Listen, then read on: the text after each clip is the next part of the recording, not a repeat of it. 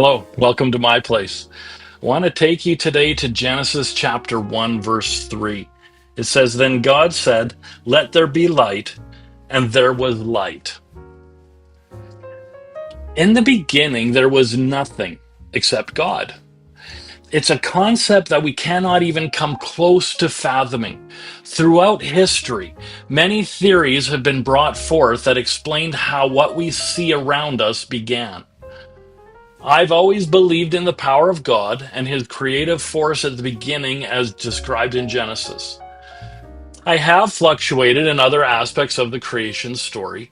I've pondered that God could have created the primordial soup and that life stemmed from that. I've ventured into discussions about whether the 6 days of creation are literal days or just a way of showing periods of time. I've looked at many different aspects of the creation story. My latest endeavor involves quantum physics.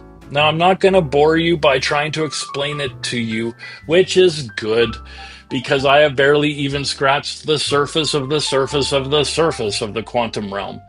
It's so basic to me even right now. What fascinates me about it is that science, actual science, is coming closer and closer to declaring even the possibility of the existence of God. Quantum physics gets into the picture by the simple fact that everything that exists in our world has at its basis the light spectrum.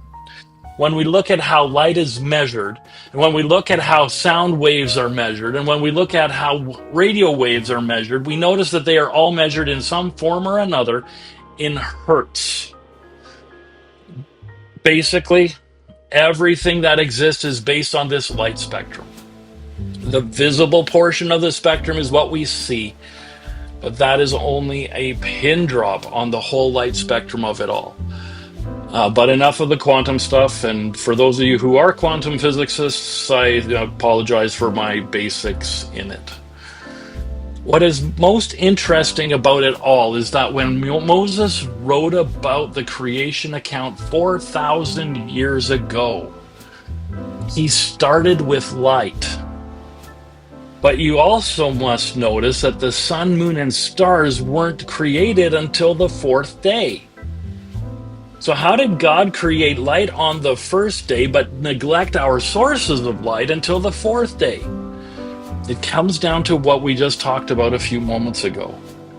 Could it be that Moses was delving into the very quantum physics level that has just been discovered in the last 100 years or so? Was God putting hidden wisdom and knowledge through the Holy Spirit-inspired writings? I believe it. God continually amazes me through the discovery process. I trust he does the same for you. God bless you richly. We'll see you next time.